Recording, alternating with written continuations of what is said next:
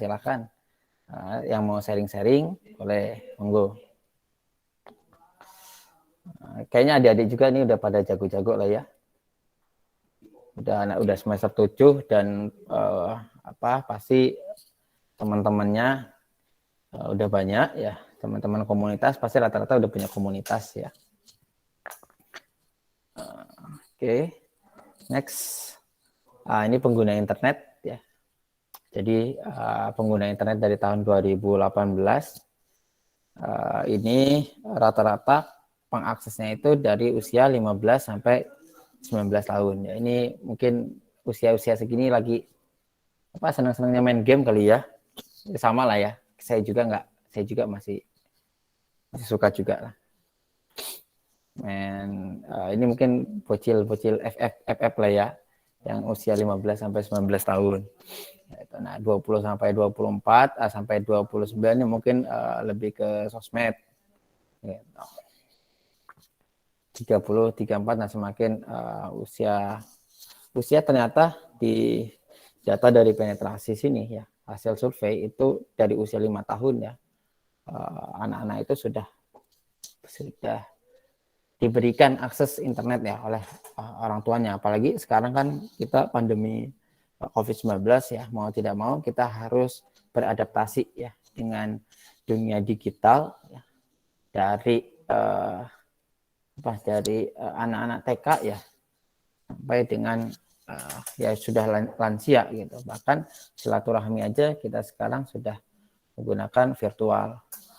Ya mau tidak mau kita harus bisa beradaptasi dengan perkembangan ini.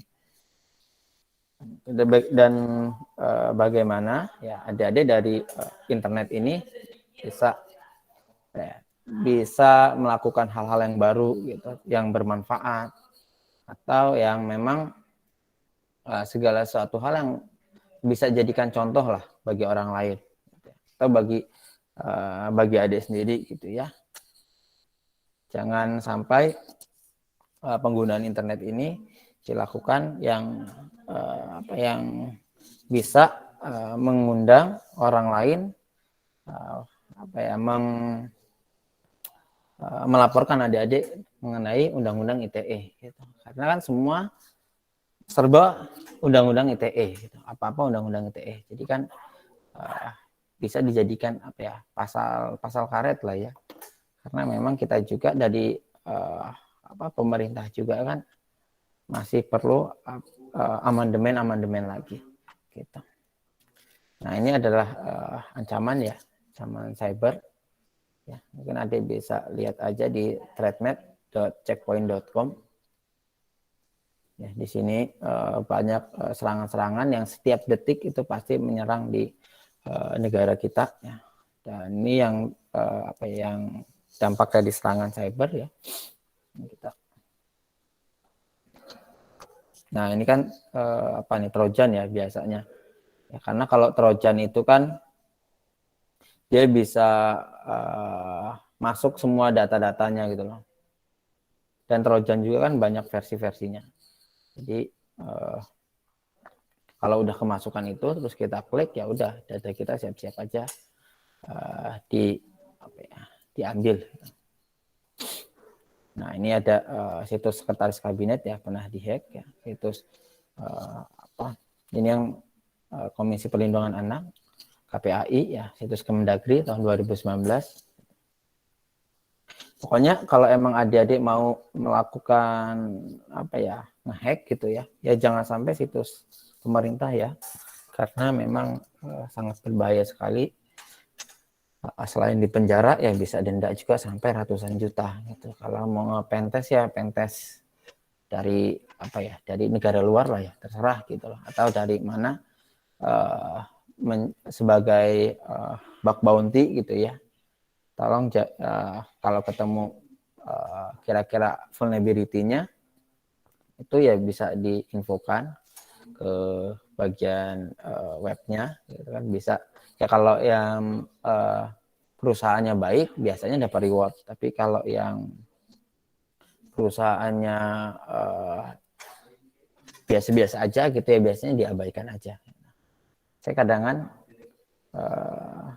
apa ya, dulu sih waktu kuliah S2 itu seneng karena memang tesis Bapak tentang security assessment. Jadi lebih seneng kayaknya masuk-masuk ke apa situs-situs kayak situs Kemhan, situs Pusat Siber Mabes TNI, terus situs-situs TNI gitu. Jadi oh tahu nih isi-isi dalamnya itu seperti apa. Yang penting kita tahu secara apa ya, secara teknik tahu, cuman nggak perlu kita apa ya, kita buktikan terus kita hack gitu, kayaknya nggak, bukan seorang hacker lah kalau kayak gitu, seorang cracker.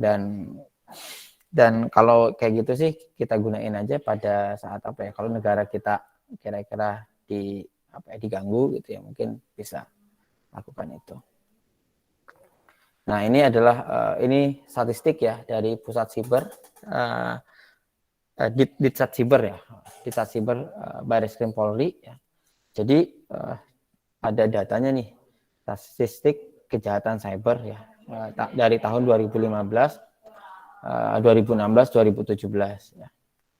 Yang pertama yaitu porn ya. Situs biasanya web ini kan biasanya kan orang-orang itu mudah apa ya, mudah terpancing gitu kan. Langsung klik aja, ternyata pas klik kan itu langsung keambil tuh data-datanya. Atau apa dari situ dia lanjut ke chat kayak gitu kan, pas udah di chat kan dia bisa melakukan pembunuhan atau yang lain-lain. Jadi harap hati-hati ya. Terus hacking ya, hacking juga karena mungkin sekarang ya udah ada undang-undang ITE ya, jadi orang lain itu mikir dua kali lah kalau mau melakukan crack di web atau di mana ya, mobile. Nah dari situ kan kita sebagai analisis forensik kita bisa menganalisa di situ siapa, dari lihat dari IP-nya, jadi jejak digitalnya kayak gitu. Nah yang ketiga online gambling, pencemaran ya, pemerasan, penipuan, penyebar rasa permusuhan, terus pengancaman, illegal access ya, intercept, defacing, DDoS ya, identity theft. Jadi ada banyak ya tindak kejahatan cyber di sini. Yang paling sering sih dari 13 ini. Next. Nah, sini profil ya, data dan fakta ya di Indonesia. Nah, jadi 88,1 juta internet user ya, atau 34% populasi kita di Indonesia itu pasti menggunakan akses internet gitu ya. Dari anak usia 5 tahun tadi ya sampai dengan usia 60 tahunan pasti sudah menggunakan internet ya. Apa aja yang di browsing ya cukup beragam ya. Terutama yaitu mengenai sosial media. Terus 63,4% itu dia menggunakan smartphone ya. 63,4 juta menggunakan smartphone user ya, 24 atau 24,7% populasinya. Terus 308,2 juta mobile phone. Jadi usernya itu ada 121% populasi itu ya. User menggunakan mobile phone ini. Nah, rata-rata itu 3 jam per hari ya. Dia menggunakan mobile device ini. 3 jam per hari itu secara kontinu ya, terus. Apalagi kalau sekarang pandemi pasti lebih lah dari 3 jam per hari ini. Terus 2 jam, 3 jam per hari itu melihat sosial media, ini bisa jadi lebih juga. Yang dibuka yaitu Facebook atau Twitter. Jadi terbukti ya kalau memang di Indonesia itu ya kita orang lain itu kalau umpamanya apa ya yang viral-viral gitu, pasti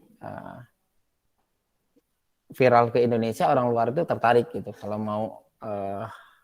mau apa memberitakannya gitu. Karena ada nilai jualnya gitu. Kalau umpamanya melakukan berita dari Indonesia gitu atau apapun yang viral gitu, pasti nanti tracknya dari negara luar itu pasti meningkat trafficnya.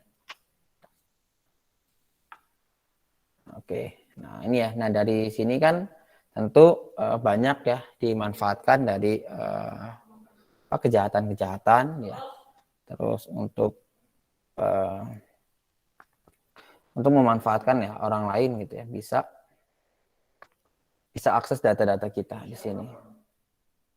Nah, next, nah ini dia contoh ya, mengapa kasus ilmu digital forensik itu penting. Itu loh. Nah ini contohnya yang terbaru ya. Yang sebelumnya ya ini Videotron ya.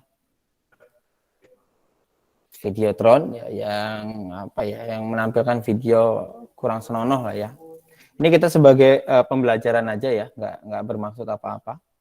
Jadi ilmu sebagai ilmu apa, ilmu mengapa digital forensik itu sangat penting ya. Jadi kita bisa mengawasi lah ya. Jadi kalau yang digital forensik yang apa naik, kalau yang ini tuh apa sih Videotron ya waktu itu ya. Jadi ketahuan dari apa Direktur Research ya, Reserse Kriminal dari Polda Metro Jaya ya. Waktu itu dia menganalisa ya, akhirnya dia dapat username sama passwordnya ya untuk akses kendali ya Videotronnya.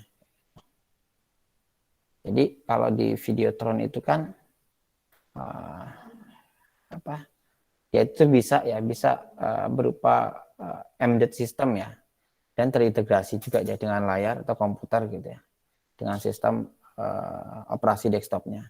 Nah kalau udah kayak gini ya, yang dirugikan ya orang itu sendiri gitu, dia bisa dijerat pasal KUHP itu tentang pidana asusila gitu loh, bisa kena pasal 27 ya, ayat 27 ayat 1 Undang-Undang ITE ya, ancaman bisa sampai 7 tahun ya, denda bisa sampai 15 miliar. Jadi sangat merugikan lah. Jadi makanya kita walaupun kita ada ilmunya, jangan digunakan hal-hal yang negatif. Dan ini ya sebelumnya ya Habib ya, ini Firza Hussein dengan Habib Rizik ya, gitu. Jadi nah ini kan katanya polisi ada ini apa pengakuannya dari Firza Hussein ya terkait chatnya. Cuma kan ya kembali lagi lah ya, kadang kan kalau dari pemerintah atau dari bukan pemerintah ya, dari orang yang berkepentingan gitu, biasanya ada segala sesuatu yang tidak sesuai dengan fakta gitu, ada yang memang sesuatu hal yang harus dipublish atau tidak. Nah terus yang ini kopi sianida ya, ini siapa kemarin waktu itu, ada yang ingat? Ada yang ingat nggak siapa namanya?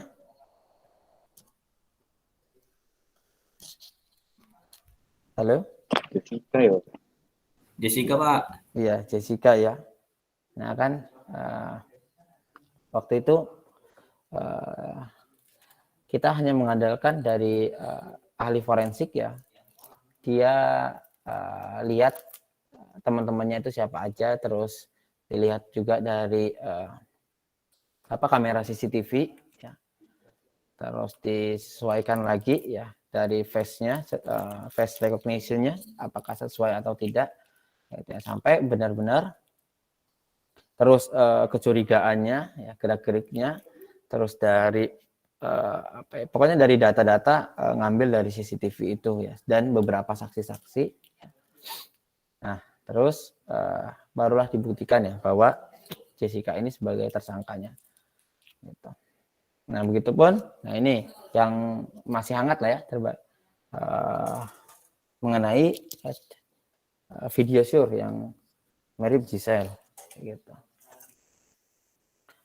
Nah, jadi kan waktu itu dicek terkait mukanya ya, mukanya sesuai atau tidak, terus muka yang lakinya, muka yang perempuannya, gitu. Sesuai dengan dan di samping dari pengakuannya dan dari bukti video yang menyebar ini di sosial media maupun di beberapa situs-situs gitu ya. Oke, next. Nah, ini contoh ya, contoh kasus serial killer ya. Ada yang tahu nggak ini? Jadi gini, ini udah lama sih ya. Saya kayaknya masih agak-agak inget-inget dikit lah. Ya.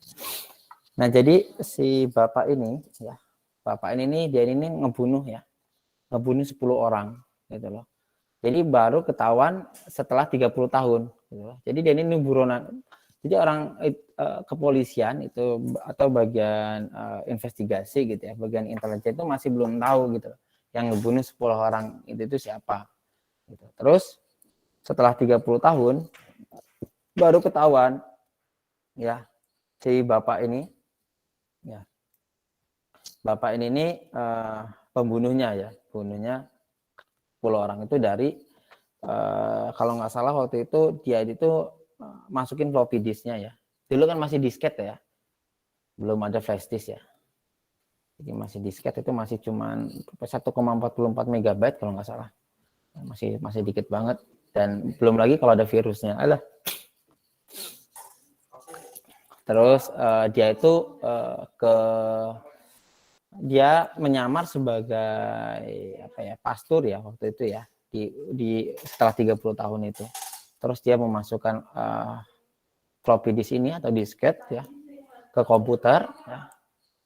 Dia numpang ngeprint gitu kan. Saya mau ngeprint gitu kan karena ada kerjaan. Terus dari disket ini ya ketahuan sama jamaahnya ya atau sama itunya lah ya, sama anggotanya di situ gitu ya. Terus ada jejak digitalnya, dia keluarin disketnya kan ya. Terus nah dari situ kan ketahuan, dilihat dari historinya. Tuh barusan polisi itu bisa menangkap dia. Cuman beruntungnya ya masih ada beruntungnya ini. Dia ini tidak dihukum mati karena pada saat itu dia kan katakanlah 30 tahun ya. Saya lupa tahunnya ini tahun berapa ya. Katakanlah kalau 30 tahun yang lalu tahun berapa nih? 1990 lah ya. Katakan ya kalau sekarang ya 1990 gitu. Jadi tahun 1990 itu waktu itu masih belum ada hukuman mati. Jadi dia kenanya hukuman seumur hidup.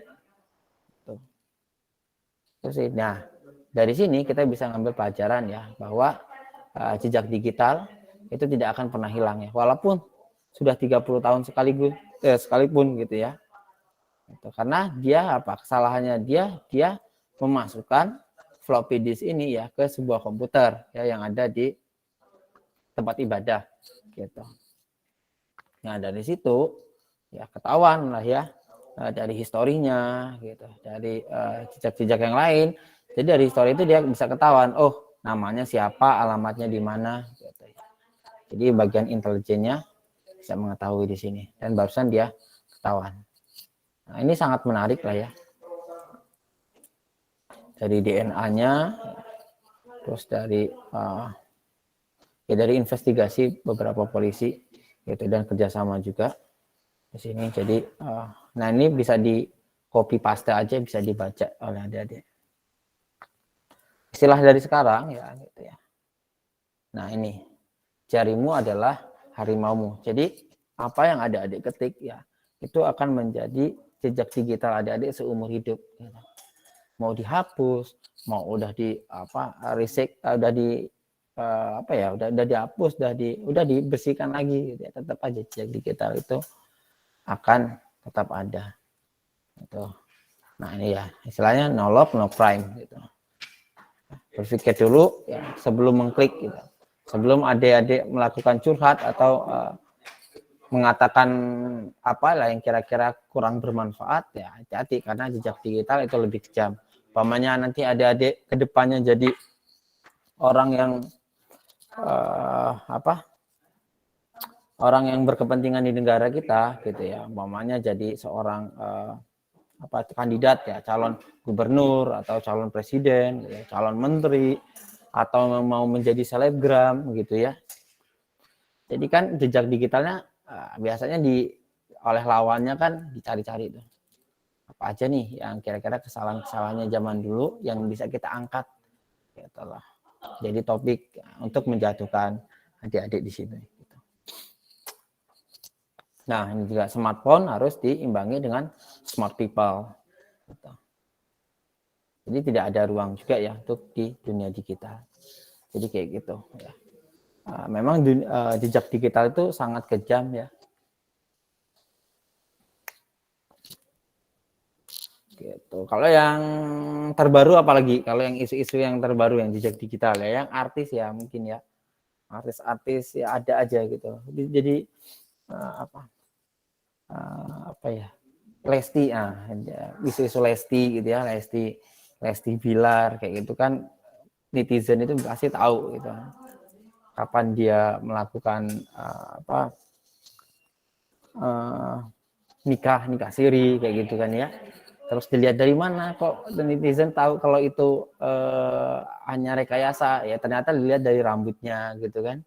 Oh ternyata rambut dia sekarang sama rambut dia sebelumnya sama, cuma kan kita nggak tahu itu kan dari netizen saja gitu. Jadi makanya hati-hatilah intinya gitu ya. Nah di sini lagi perkembangan teknologi ya. Nah memang teknologi itu sangat berpengaruh ya, terutama dalam dalam kita di era revolusi ini ya, revolusi 4.0 atau kita juga akan menghadapi era society 5.0 ya. Jadi dengan teknologi kan memudahkan kita ya dalam pekerjaan, ya, dalam segala hal, dan yang ibaratnya yang jauh dari dekat gitu ya. Mau apapun sekarang ya, mau ketemu keluarga itu hanya video call sudah puas gitu loh. Bahkan kita pun kalau momennya deket gitu, yang dibuka apa pasti teknologi lagi, internet gitu kan. Dampak negatifnya apa ya? Jadi dampak negatifnya dari perkembangan teknologi ya kita kehilangan ya kemampuan dalam berbaur dengan masyarakat ya. Pasti apa? Kita lebih senang yang penting saya di rumah aja deh atau di kosan aja gitu.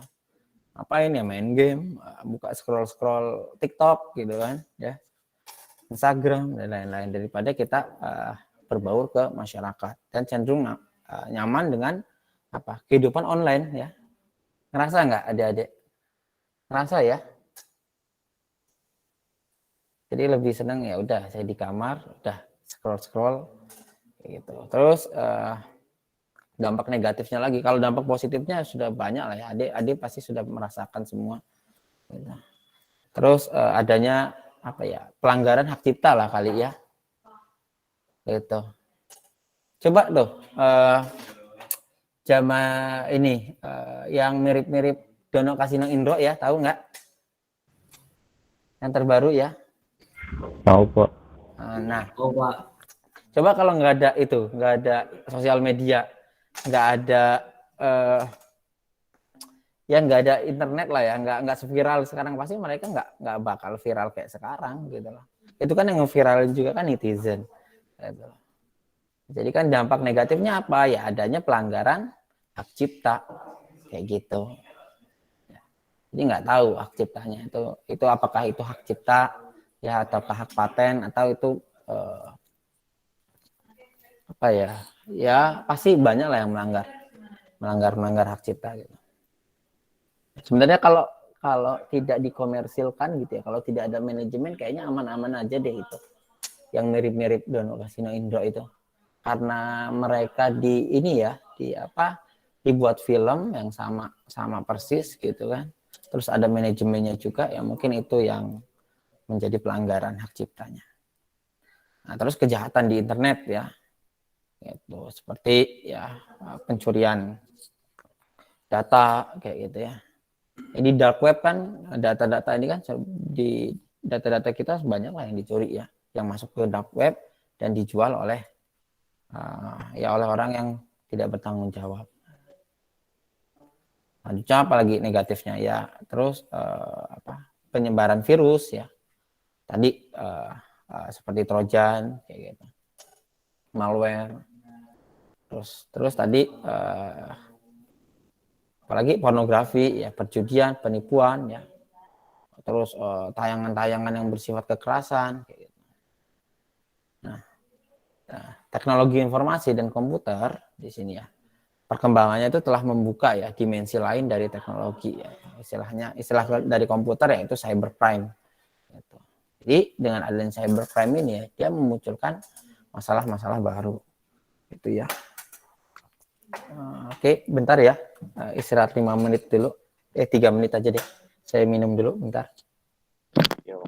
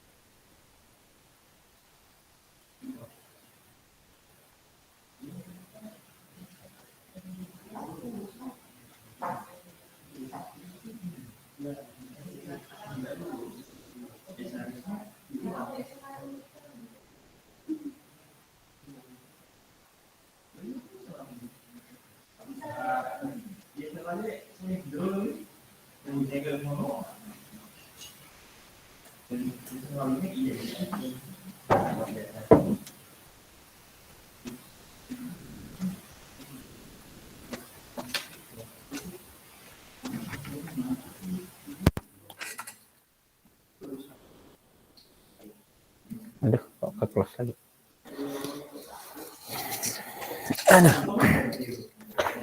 Adik-adik di sini, Bapak mau tanya dulu ya, kalian mengambil digital forensik ini harapannya apa?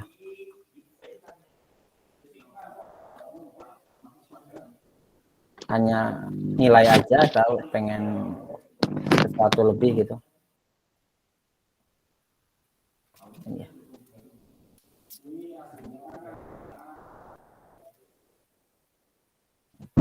Kenapa? Ya, siapa tahu dapat basic itu ya sih Pak. Ya, cara lebih ke Oke. software ya Pak, aplikasi. Oke, ke software ya. Nanti kita mungkin ke demo software itu pertemuan keempat ya. Pertemuan ketiga, empat lah. Sekarang kita masih ya pengenalan dulu aja. Yang lain gimana? Ambil digital forensik? Kenapa? Kok banyak banget ya yang ngambil? Harapannya apa? Pengen harapannya cuma lulus saja. Apa pengen kerja di di BSSN atau gimana gitu. Atau di kejaksaan. Oke. Di mic-nya di-on kan saja lah. Santai aja ya, nggak usah tegang-tegang.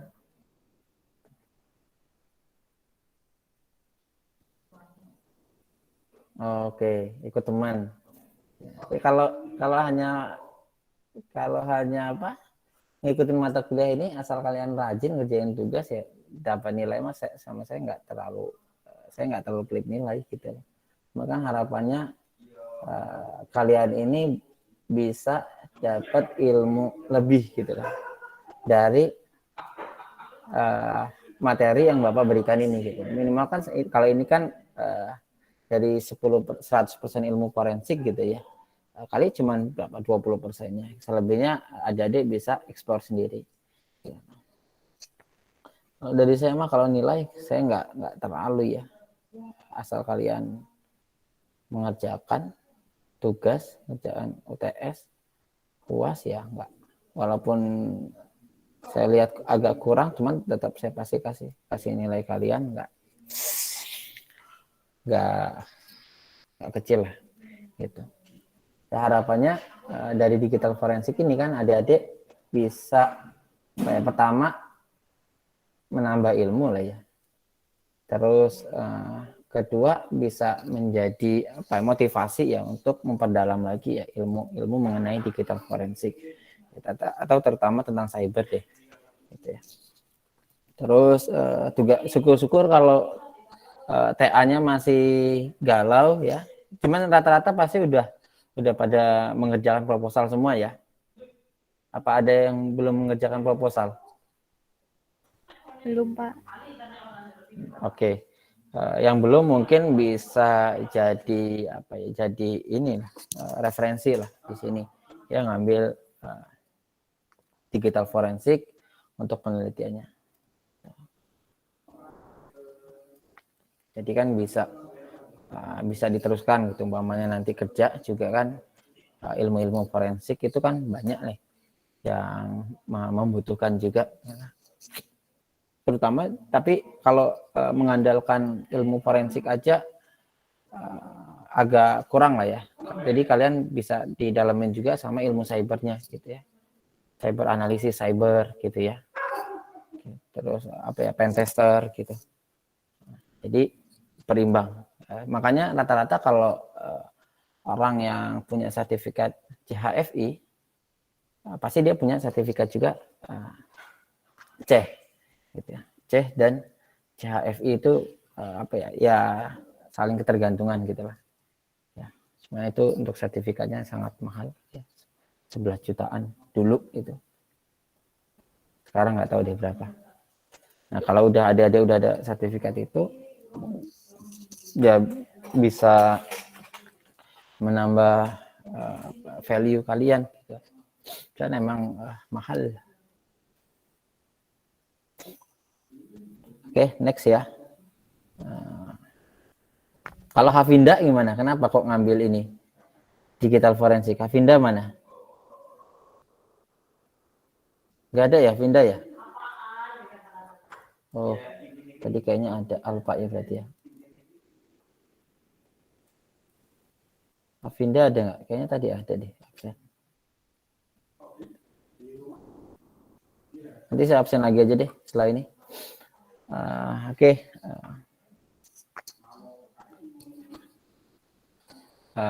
Next ya. Selanjutnya pengertian digital forensik ya. Jadi digital forensik. Jadi ini menurut beberapa pakar ya. Ini merupakan aplikasi ya ilmu komputer untuk pencarian ya kepastian hukum bagi perbuatan kriminal dan sejenisnya. Jadi kita bagian investigasinya lah gitu ya. Nah ini menurut Egan Casey ya, seorang pakar ya di bidang ilmu forensik, dia menjelaskan ya bahwa digital forensik yaitu karakteristik ya bukti ya yang mempunyai kesesuaian ya dalam mendukung ya pembuktian fakta ya dan bagaimana nih cara mengungkapnya gitu. Yang ketiga, ini dari Kasubit Komputer Forensik ya, Puslap for Mabes Polri, dijelaskan bahwa digital forensik yaitu aplikasi ya bidang ilmu pengetahuan dan teknologi komputer untuk kepentingan pembuktian hukum. dalam membuktikan kejahatan komputer. Gitu ya. Tujuan digital forensik yaitu untuk penuntutan ya, tindakan kriminal ya, juga untuk mencari akar ya permasalahan dari sesuatu ya, guna untuk memastikan ya bahwa hal itu tidak akan terjadi lagi. Jadi kita untuk melihat ya, kita melakukan investigasi ya, melihat jejak-jejaknya berupa ya kalau bisa kan jenis klasifikasi digital forensik itu ada banyak ya.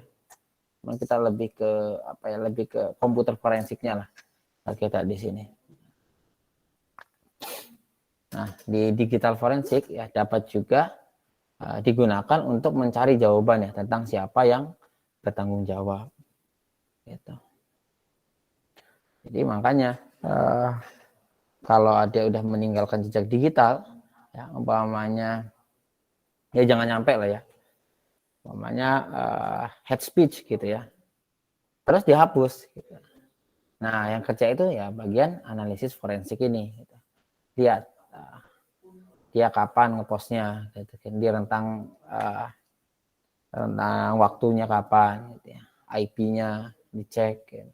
Sampai benar-benar dapat orangnya itu yang mana. Ya ini ahli forensik ini yang benar-benar di belakang layarnya gitu loh. Makanya orang-orang forensik ini ya biasanya orang-orang yang jiwa intelnya tinggi gitu. Orang intel itu biasanya orang-orang pintar.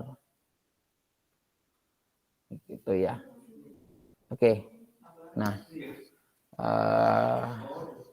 aduh kok close lagi.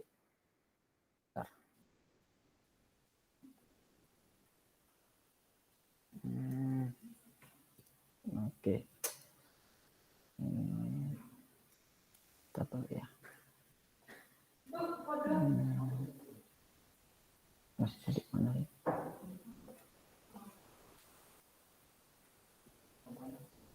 Oh ini yang tahap yang kedua saya barusan. Bentar kok.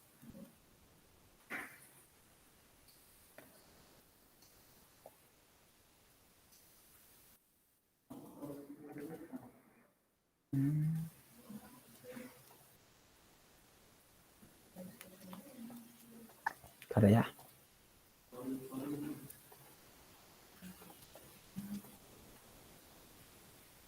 Nah, ini dia. Oke. Ini tadi tujuan digital forensik. Selanjutnya ke klasifikasi ya digital forensik. Itu nah di klasifikasi digital forensik ini ya, ada namanya komputer forensik ya. Ada mobile forensik, audio, video, image ini masuk ke multimedia forensik lah.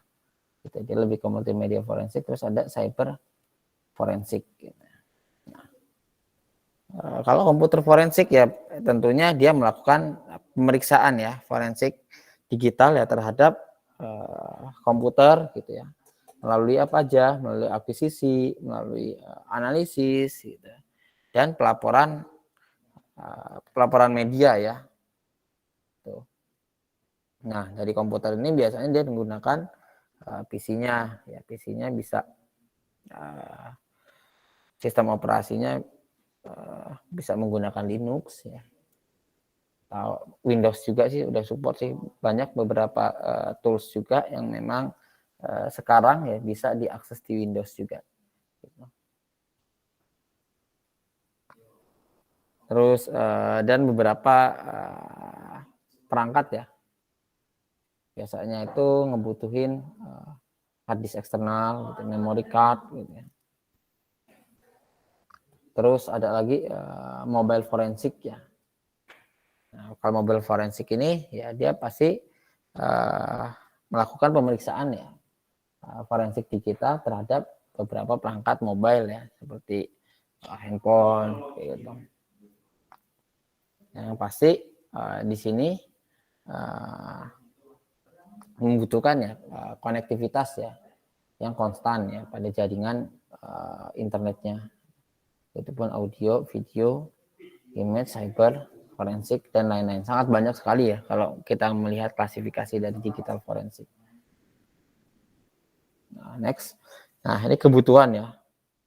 Kebutuhan digital forensik yaitu untuk melakukan investigasi, ya, keperluan investigasi tindak kriminal dan pelanggaran perkara. Jadi kalau udah di digital forensik pasti kita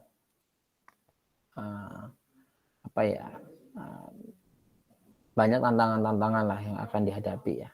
Terutama kita melakukan investigasi kebenaran ya. Apakah sudah sesuai dengan ilmu-ilmu yang kita miliki gitu, atau bisa juga didukung dengan software-software atau hardware ya untuk melakukan investigasi forensik gitu.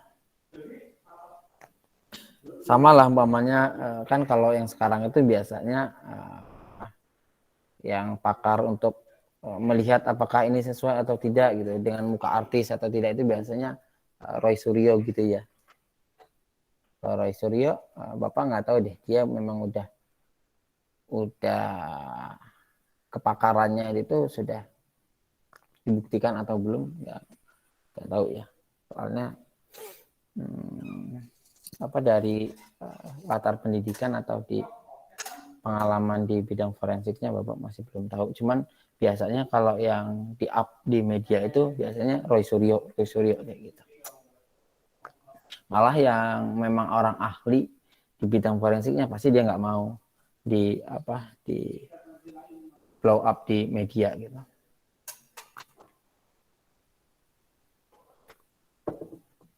Nah, yang kedua itu sebagai rekonstruksi duduk perkara ya, insiden keamanan komputer. Terus upaya pemulihan ya akan kerusakan sistem. Yang keempat ya untuk troubleshooting ya yang melibatkan hardware dan software. Yang kelima sebagai keperluan ya untuk memahami sistem atau berbagai perangkat digital dengan lebih baik. Jadi ada banyak kebutuhan-kebutuhan dalam digital forensik ini. Yang pasti ya kita harus punya pembuktiannya gitu. Kalau umpamanya sebagai tadi itu kan yang ketahuan 30 tahun, dia ketahuan dari mana? Dari floppy disknya itu. Gitu. Nah makanya kalau kita udah nyolok ya, kayak umpamanya ada flash disk gitu kan ya, nyolok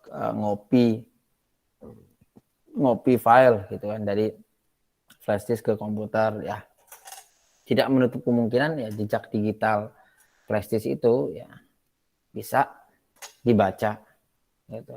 Atau histori dari penggunaan flash disk itu bisa dibaca gitu. Sekarang kan banyak software-software yang bersifat open source ya, dan tutorialnya juga sangat banyak, cukup banyak lah ya. Jadi adik-adik bisa melakukan eksplorasi sendiri di situ. Nah, selanjutnya di sini ada security ya, security dan forensik gitu kan. Apa aja sih yang membedakan gitu kan antara security dan forensik ini? Jadi kan makanya yang tadi Bapak bilang, antara security dan forensik ini pasti itu dia ya saling berdekatan lah gitu loh. Ya. Nah kalau security dia kan attack, vulnerability, exploit, risk. Gitu ya. Jadi dia melakukan proteksi ya, melakukan deteksi ya, melakukan kontrol dan maintenance ya, dan recovery juga. Itu di sini. Ya biasanya lebih ke keamanan lah ya, gitu lah, keamanan data gitu ya. Dia menyerang, terus itu lihat kerentanannya apa gitu, resikonya apa gitu, terus dia masuk ke dalam gitu. Biasanya dia yang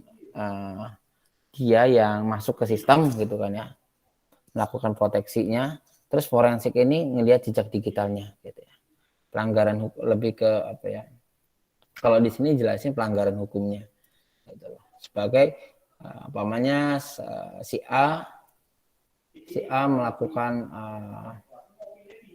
hacking umpamanya ya ke situs presiden.go.id gitu ya. Attack dia melakukan ngecek apa vulnerability dulu lah ya. Lihat vulnerability-nya apa gitu kan. Oh ini ada nih, ternyata ada bagian vulnerability-nya, terus dia masuk exploit-nya ya. Terus langsung attack kayak gitu. Oh udah nih, wah udah masuk nih saya data-data, biodata dan lain-lain. Nah, barusan nih dibutuhkan ahli forensiknya, gitu, pelanggaran hukumnya, gitu kan. Oh ternyata si A ini ya dia udah melakukan pelanggaran hukum terkait undang-undang ITE, kayak gitu ya. Nah ini tugas-tugas forensiknya. Gitu. Dia lihat kapan orang ini masuk ke situs presidennya, gitu kan. Dia menggunakan IP apa, gitu kan ya, buktinya apa aja nih, dia menggunakan kapan dia menggunakan akses internetnya, kejahatan kapan dia melakukan kejahatannya itu, terus bisa melakukan rekonstruksi gitu, secara hukum ya, secara kebijakan. Dan setelah itu seorang ahli forensik ini juga dia bisa melakukan ke pengadilan ya, membuktikan gitu kalau memang si pelakunya ini salah, jadi sampai dengan ke pengadilan. Oke, jadi forensik ini sebagai intelijennya, gitu ya. Dia lihat jejak-jejak digitalnya. Jadi menarik lah ya kalau adik-adik ikut mata kuliah ini dan menambah ilmu. Ya. Syukur-syukur nanti ikutan lomba, gitu lah. Ya, jawara. Oke, kemarin tuh temennya di TI itu ikut jawara si Rio ya. Rio pernah ikut nggak ya? Nah ini art of digital forensik ya, dia ngelihat bukti-bukti digitalnya ya dari FTK-nya di sini. Apa aja nih yang udah kedetek nih? Ini ada Windows sistem, di sini data GC2, jadi ada beberapa data-data yang menjadi alat bukti lah untuk digital forensik. Ini basicnya. Di sini juga ada bisa ngunduh juga ya aplikasi ini di webnya apa sih? Web FTK Imager itu aksesdata.com. Ya di aksesdata.com itu kayaknya open source ya. Terus silakan aja yang versi yang terbaru kalau mau download ya, autopsi, terus FTK Imager. Ini mungkin kita butuh 2 software itu aja deh buat ya rekonstruksi lah ya untuk terkait digital forensik. Gitu. Udah capek belum? Masih lanjut? Ini masih banyak loh slide-nya sebenarnya. Lanjut apa udahan? Lanjut Pak. Lanjut ya. Oke. Yang objek utama ya yaitu bukti elektronik ya dan bukti digital ya itu harus ada buktinya. Jadi kalau di kepolisian itu syarat dia bisa masuk sidang itu ada saksi ya, ada saksi, ada bukti, ada calon terdakwanya gitu ya, terdakwa, bukti ya sama saksi. Kalau ada bukti, terdakwa nggak ada saksi ya nggak bisa gitu ya. Tuh.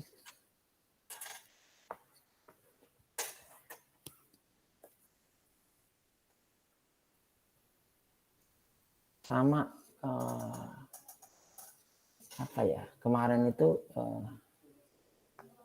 istri saya itu di ini kan dia di pengadilan juga, dia itu ngebuka lagi kasusnya yang JIS itu loh, Jakarta International School. Ada yang tahu nggak?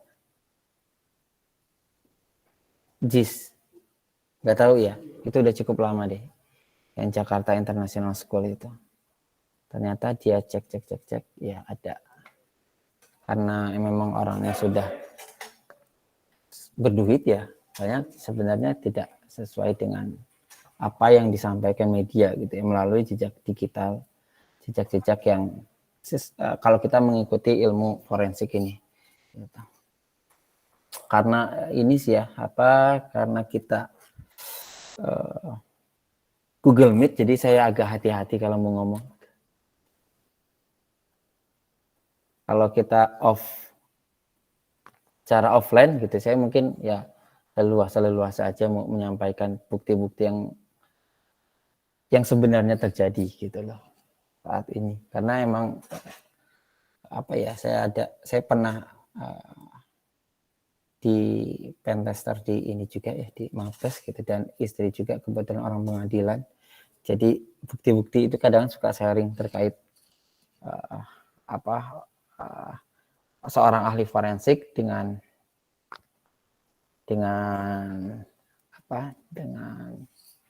pengacara kayak gitu ya. Terus terkait hukumannya gitu, dan di situ kan ada permainan juga gitu. Makanya di sini kan kita lihat dari sisi ilmu forensiknya aja gitu.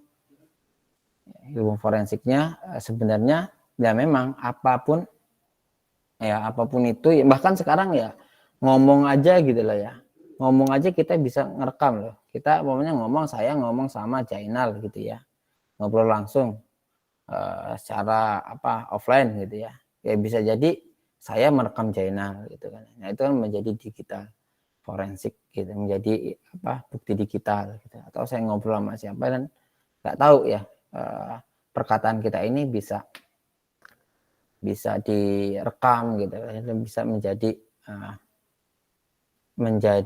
bahan yang untuk mungkin suatu saat nanti gitu kan ya, bisa untuk menjatuhkan kita kayak gitu. Makanya hati-hati, saya harus mengingatkan kalian juga ya, hati-hati terkait digital ini gitu ya, karena ilmu digital itu ya nggak akan pernah hilang ya, jejak digital nggak akan pernah hilang, dan itu bisa dikorek-korek lagi gitu ya, bisa digali lagi melalui ilmu forensik ini. Nah terus ya bukti elektronik dan bukti digital ya. Nah di sini kan dicontohin ya, nanti kita bisa praktek di pertemuan ketiga deh ya, tiga kita bisa praktek di sini ya. Di sini kan dia dari FTK ya, ini dari FTK Imager ya, bisa ngedeteksi apa aja ya yang udah diaksesnya di sini gitu ya. Ini sebagai objek utama lah ya, dia ini sebagai file recovery-nya gitu ya, analisisnya untuk lihat histori apa aja yang sudah dilakukan. Nah, lakukan searching dan analisis ya. Terus pertanyaan utama ya, what, where ya, when, who, why, how, 5W1H ya. 5W1H ini kan ya. Ya apa, di mana, kapan, siapa ya, kenapa, bagaimana gitu kan ya. Itu semua bisa terjadi melalui ilmu digital forensik ini. Oke, next. Nah, ini dia analisis pada digital forensik ya. Di sini pertama ya skenario ya, rekonstruksi. Gitu ya. Mungkin adik-adik kalau yang lihat Jessica itu ya kan kayaknya ditayangin nggak berhenti-berhenti ya di TV pada saat itu ya. Ada yang suka ngikutin?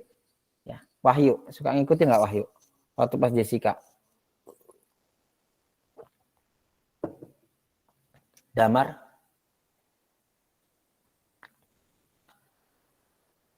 Yustika? Enggak, Pak. Enggak.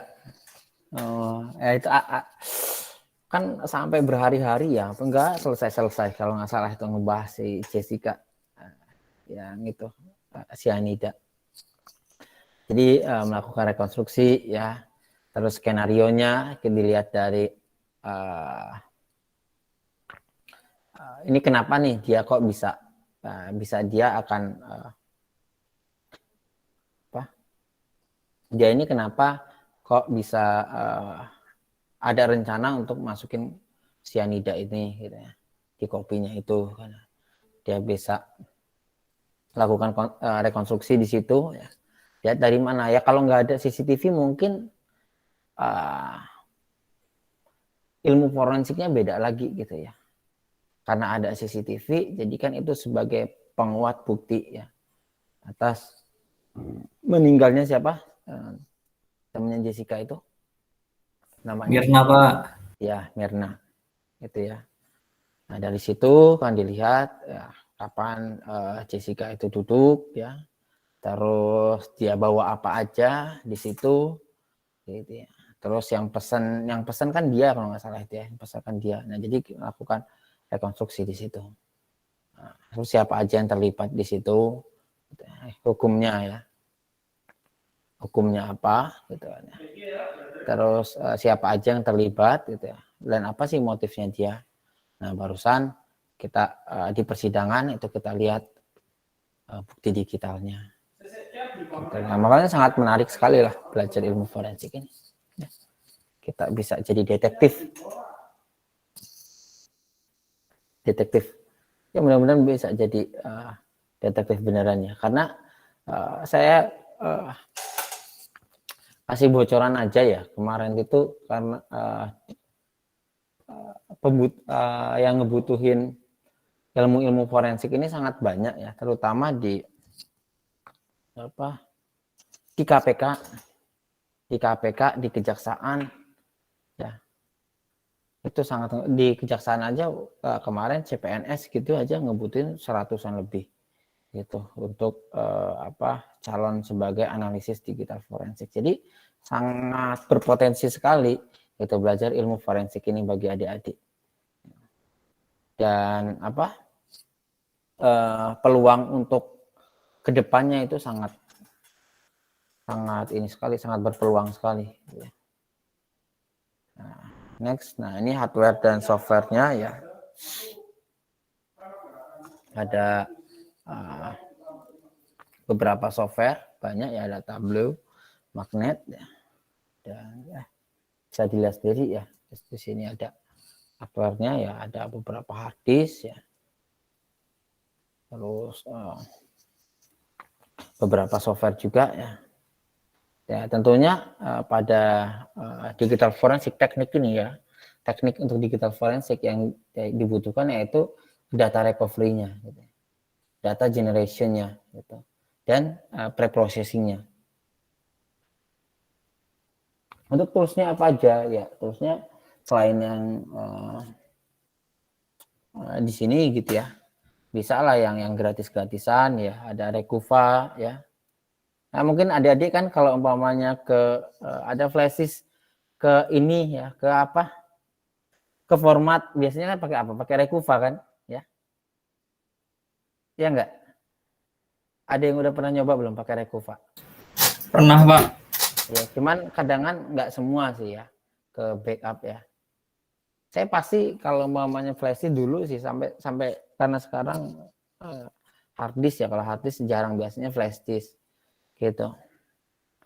Atau pakai di handphone gitu juga ya, data yang hilang itu biasa pakai Rekuva. Itu yang sangat basic sekali ya. Terus FTK in case ya, terus autopsi tadi ya, dan lain-lain deh, banyak lah ya. Saya juga nggak terlalu adik-adik difokusin pakai software ini gitu, enggak ya. Selagi adik bisa pakai software apa gitu, namanya nanti melakukan demo ya nggak masalah gitu. Dan analisisnya pakai apalagi sih selain itu ya, Wireshark gitu juga kan perlu juga untuk cek IP-nya. Oke, nah ini dia.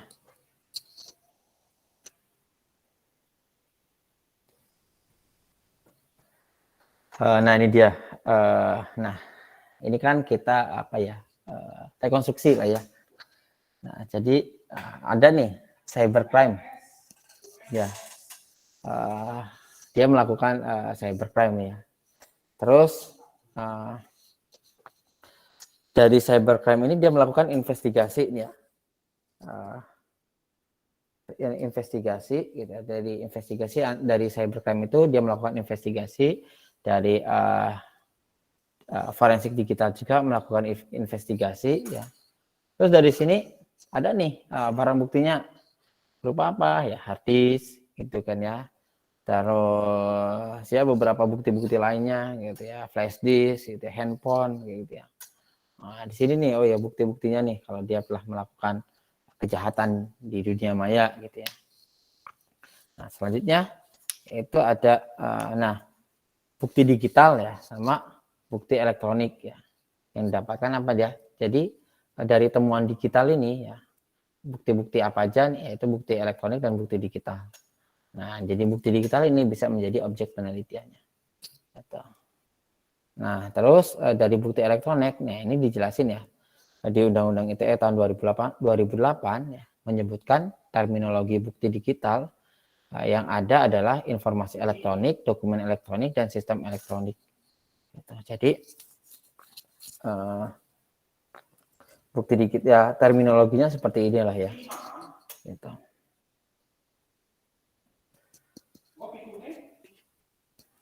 Yang kemarin bisa ketahuan juga ya yang Giselle ya. Giselle sama siapa satunya?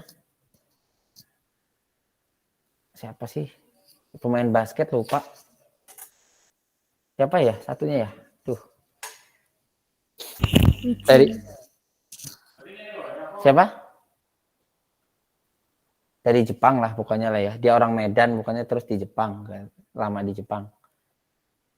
Oh ya Wijin ya, Wijin. Nah, kan itu kan dari itu juga ya, dari digital ini ya, dari ini kita sebagai pembelajaran aja ya Bapak ingatkan lagi, nggak bermaksud apa-apa gitu ya. Karena memang itu yang lagi terbaru lah ya terkait forensik dari mukanya gitu ya. Terus dari mukanya Wijin dan mukanya Giselle sesuai atau enggak gitu ya. Titik-titiknya, terus jejak digitalnya gitu ya. Dari mana nih IP-nya? Oh, ternyata ketahuan nih mereka itu pernah share gitu kan. Share melalui apa sih kalau airdrop ya, iya pakai airdrop. Oh iya, ternyata ketahuan nih mereka antara si Wijin atau Giselle share melalui airdrop. Nah, dari situ kan dari histori airdropnya itu bisa ketahuan ya. Dan ya udah karena kayak gitu jadi bisa menjadi temuan juga gitu loh terkait dan bisa melanggar juga ya. Cuman nggak ini ya, nggak ketangkep karena apa? Giselle-nya katanya ada anak kecil ya, yang ketangkap si itu juga ya, si penyebarnya itu dia kena undang-undang ITE, terancam ya, berapa tahun saya nggak mengikuti lagi itu. Nah ini dia cabang ilmu forensik ini ada banyak ya. Ada kedokteran forensik ya. Biasanya kalau kedokteran kan ya ini ya kalau umpamanya ada yang meninggal gitu ya, kenapa gitu ya. Terkait kriminal ya itu pasti tugasnya kedokteran tuh. Dokter ahli forensiknya gitu ya. Akuntansi forensik juga gitu ya. Fotografi forensik, psikologi forensik, forensik bahasa, kimia forensik, dan fisika forensik. Jadi rata-rata setiap cabang ilmu itu banyak mempelajari mengenai ilmu-ilmu forensik. Itu di sini. Oke ya, mulai dari apa digital ya, atau multimedia ya. Terus dilihat dari deed investigasinya ya, kematiannya gitu ya. kenapa, terus dilihat dari DNA-nya, dari fisiknya. Makanya kita kan, saya itu masih belum tahu ya kalau kedokteran itu ya. Jadi dia tuh hanya melihat dari tangan, umpamanya kecelakaan pesawat gitu ya. Padahal kecelakaan pesawat pasti kan sudah tidak utuh ya tampilan badannya, tapi bisa tahu gitu loh. Padahal hanya apa ya, hanya tangannya aja, hanya kakinya aja gitu ya, atau hanya badannya saja, tapi dokter yang ahli forensik itu bisa tahu loh kalau ini datanya ini datanya itu sangat keren sekali ya kalau belajar di ilmu forensik ya, untuk kedokteran forensik itu ya. Ya sempat nggak adik-adik berpikir kayak gitu, padahal hanya tangannya aja gitu sama kakinya gitu, tapi bisa tahu kalau itu si keluarganya si A gitu. Itu kalau kedokteran mungkin ada ilmunya sendiri ya, dilihat dari dari apa ya, nggak tahu deh, sidik jarinya apa gimana ya. Nah ini adalah kejahatan-kejahatan ya di bidang cyber ya. Salah satunya ini di web ya, Liputan 6, 47 warga Tiongkok ditangkap imigrasi diduga pelaku cybercrime ya. Selama 2 tahun polisi berhasil ungkap 497 kasus cybercrime. Ini yang baru ketahuan ya, belum yang mungkin bisa lebih lah dari ini ya. Jadi biasanya kalau cybercrime ini dia apa ya, penipuan kayak gitu tadi ya, terkait kalau enggak ya dia biasanya memanfaatkan dari rekening gitu ya, rekening kita gitu, terus ya dia kuras rekeningnya gitu, atau dia umpamanya pura-pura ada undian apa gitu ya, undian berhadiah, terus diklik ternyata masuk ke situs ilegal gitu, terus dia dari situs ilegal itu dia bisa nge-record handphonenya gitu kan. Dari handphonenya ini ya dia bisa ngakses apapun itu gitu ya. Ketika dia buka mobile, terus dia buka e-banking gitu kan ya, mobile banking, nah terus ya dia bisa dikendalikan di situ, bisa dikuras semua keuangannya gitu ya. Next, nah ini yang tren sampai saat ini ya, hoax ya, makanya hati-hati ya. Think before click tadi itu kan, berpikir dulu ya sebelum mengklik ya. Biasanya di grup-grup mak-mak lah ya, grup-grup keluarga gitu, saya kadang agak geleng-geleng aja ya kalau ngelihat apa share kayak gitu. Bahkan orang tua saya aja sering bapak ingatkan gitu loh. Alhamdulillah udah nggak lagi. Biasanya kalau orang tua terkait apa nih, oh yang lagi ini COVID gitu kan ya, minum ini terus kena ini apa, minum air ini gitu kan, air apa gitu, air dugan kasih garam gitu kan, terus apa untuk menyembuhkan COVID kayak gitu kan. Terus apalagi banyak lah ya, apalagi tentang COVID kemarin gitu kan. Dan hati-hati itu bisa dipidanakan ya, terutama yang terbaru juga itu yang dokter siapa yang dilaporkan oleh dokter Tirta, dokter siapa sih lupa, yang cewek ya, yang lagi ini juga lagi tren, dokter Li apa siapa ya kayak gitu. Nah dari situ kan dia juga kan menyebarkan sebuah informasi gitu ya, sementara ada banyak pihak gitu ya kan yang merasa dirugikan ya terkait itu ya, dalam artian tingkat kepercayaan masyarakat semakin yang tadinya nggak percaya jadi tambah nggak percaya gitu karena ngelihat informasi itu makanya sangat hati-hati ya, karena dan sekarang juga kan ada undang-undang ITE ya dari tahun 2008 Ya, sekarang sudah diamandemen jadi tahun 2016. Jadi dan undang-undang ITE itu termasuk kan banyak yang bilang pasal karet. Jadi kita artinya ya dengan banyak yang bilang pasal karet, jadi apapun itu yang kita ketik ya, bisa aja kita dilaporkan gitu loh. Kayak gitu. Oke ya. Nah ini dikit lagi nih. Nah, informasi palsu ya. Jadi apalagi sekarang adik-adik ya udah akademisi, udah mau jadi sarjana gitu ya. Lihat lagi ya sumbernya dari mana gitu. Dari blog gitu, dari blogspot.com atau dari apa situs-situs yang memang bukan dari situs resmi gitu. Jadi harus kita pikir lagi lah ya keasliannya gitu. Ya kalau bisa kan adik-adik karena memang orang akademisi ya lihat di jurnal itu, baca jurnal itu kan memang terbukti kaidah ilmiahnya gitu.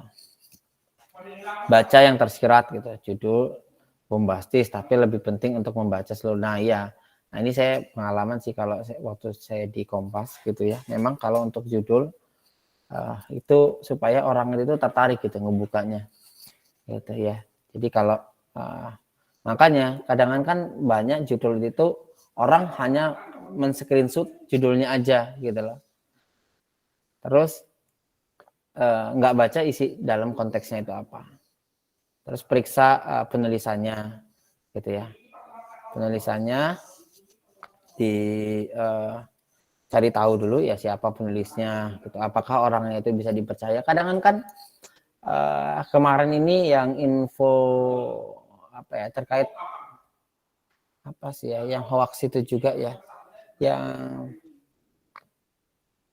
yang share katanya dari Najwa Shihab itu ya, apa tentang COVID juga kalau nggak salah ya, ternyata kan hoax gitu loh. Terus sumber pendukungnya ya, tanggalnya kapan ya, apakah itu hanya lelucon gitu.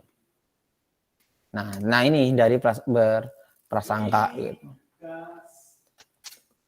Jadi tabayun dulu lah ibaratnya gitu ya sebelum kita menjudge gitu. Nah kalau umpamanya, nah di sini kan adik-adik ada dosen gitu ya, atau kan circle-nya adik-adik juga kan circle orang-orang yang berpendidikan gitu ya. Bisa didiskusikan ke pakar, ke dosen, atau ke siapapun itulah yang memang dia bisa tahu apa faktanya gitu, fakta atau hoaxnya gitu ya, ke orang ahli di bidangnya gitu ya. Nah, ini dia perilaku di media sosial yang dapat terjerat ya. Ada pasal 27 Undang-Undang ITE ya. Kesusilaan ya, perjudian, penghinaan, pemerasan.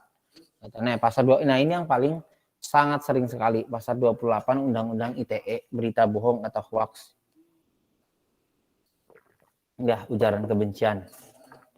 Nah, ini maksimal 6 tahun penjara gitu, denda 1 miliar. Kalau yang ini kesusilaan, perjudian dengan 6 tahun, denda 1 miliar juga gitu di sini. Ya bayangin aja ya, denda 1 miliar.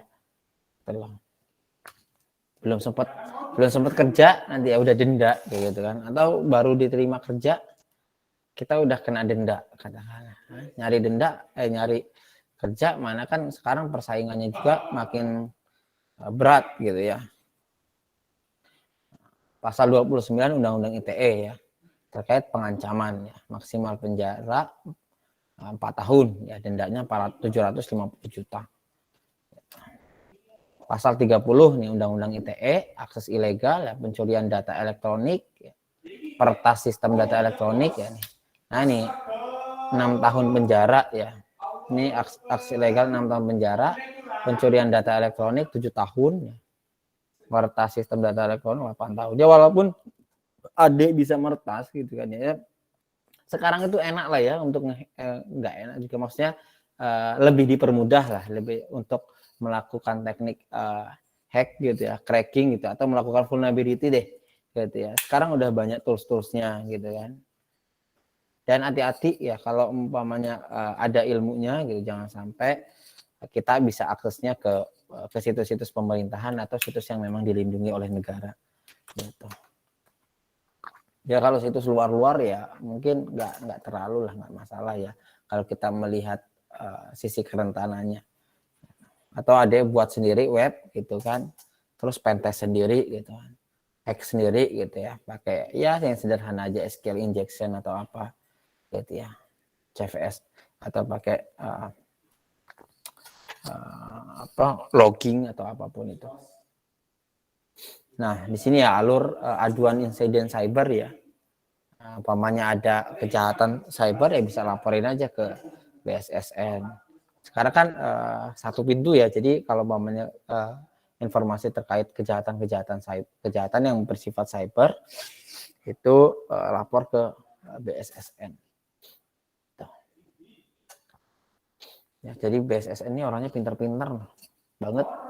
Yang teknisi-teknisinya, praktisinya saya beberapa kali waktu di S2 di Unhan itu sering pernah aja sih ke BSSN ini sharing-sharing. Jadi keren-keren lah orang-orangnya. Mudah-mudahan kalau ada CPNS gitu ya atau adik bisa nih ambil di sini BSSN ini. Jadi pokoknya ilmunya terus inilah upgrade terus pasti. Nah ini peluang kerja ya. Nah ini kan baru nih yang kejaksaan tahun ini ya, dia bukaan analisis forensik digital ya, dia membutuhkan 140 formasi ya, gitu. Salah satunya teknik informatika ini. Gitu. Nah selain ini tadi ya, ada 5 pekerjaan yang menurut hasil peta okulasi nasional Common Cyber PONKS ya dari BSSN ya, nggak akan pudar di masa depan ya. Itu ada cryptographic analyst, security analyst ya, cyber security incident analyst ya, information security auditor ya, pentester. Oh nih pentester saya ke chat 2 kali ini. Gitu. Jadi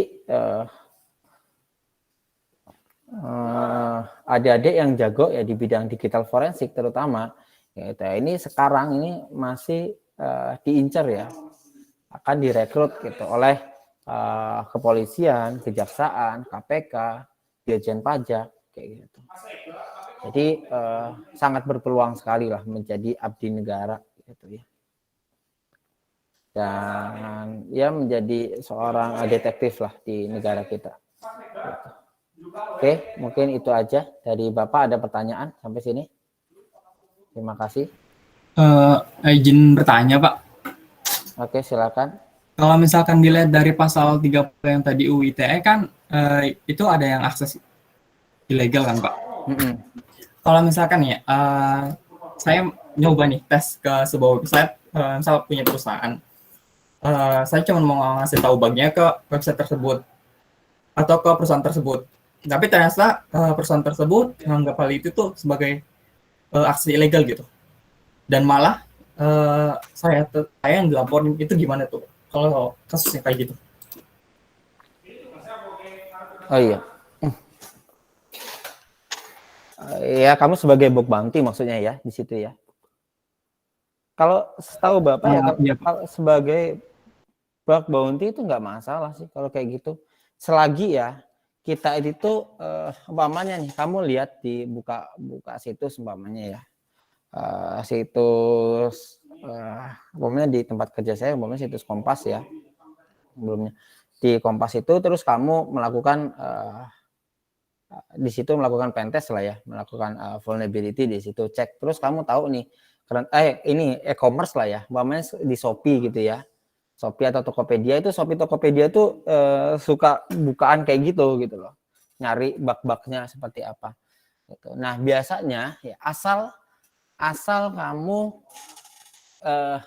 ketika masuk ke dalam itu kamu nggak melakukan apa-apa ya, jangan nyampe pas udah masuk ke dalam terus kamu ngoprek-ngoprek lagi gitu ya, ngedit iseng-iseng lah, ngedit ngapain, ngedit apanya gitu, teksnya di situ gitu ya, atau ngerubah passwordnya atau apapun itu ya, selagi nggak melakukan apa-apa ya, terus kamu melaporkan bahwa terjadi kerentanan nih di website ini gitu ya, terus kamu laporkan ke bagian IT-nya di situ gitu ya, Setahu Bapak itu aman-aman aja. Yang pasti kita laporinya yang memang emailnya yang sesuai gitu loh. Email resminya gitu ya. Itu dalam kena undang-undang itu enggak, karena kita enggak melakukan enggak melakukan peretasan di situ gitu loh. Itu aman-aman aja kok kalau kayak gitu. Karena kan kita bahkan sebagai bug bounty itu biasanya perusahaan itu malah senang kalau kayak gitu. Pengalaman Bapak sih ya. Kemarin kalau Bapak itu suka di ini karena sekarang dosen ya, jadi jarang ngelakuin kayak gitu lagi. Itu biasanya malah senang perusahaan itu kalau kita ngasih tahu kelemahan pada sistem di perusahaan itu gitu loh. Secara hukum ya insya Allah menang, nggak ada ini, nggak kena jerat pasalnya gitu loh. Kalau sini kan ini akses ilegal itu kan kita kecuali ya kita akses ilegal di sini, kita masuk ke dalamnya, terus kita ngambil datanya gitu kan ya, terus kita memanfaatkan data itu ya untuk hal-hal yang memang di luar dari izin perusahaan itu, nah itu yang nggak boleh. Itu sih, itu aja. Oh, oke Pak, makasih Pak. Aman kok. Biasanya kalau kayak gitu ditangkap, banyak nanti kamu dibelain sama ahli-ahli IT gitu. Pasti dibela-belain, banyak forumnya gitu. Ada lagi yang mau ditanyakan?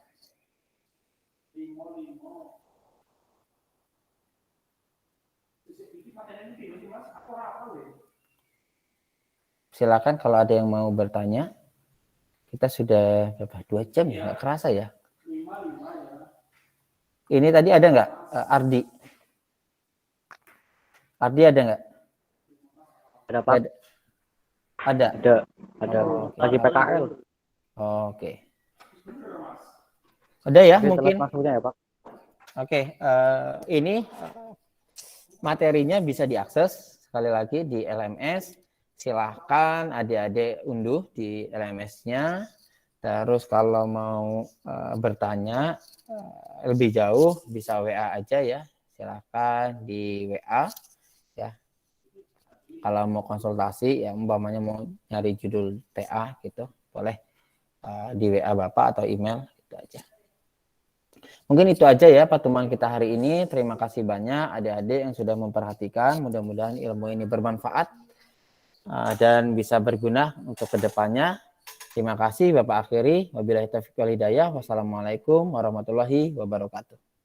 Waalaikumsalam warahmatullahi wabarakatuh. Waalaikumsalam warahmatullahi wabarakatuh.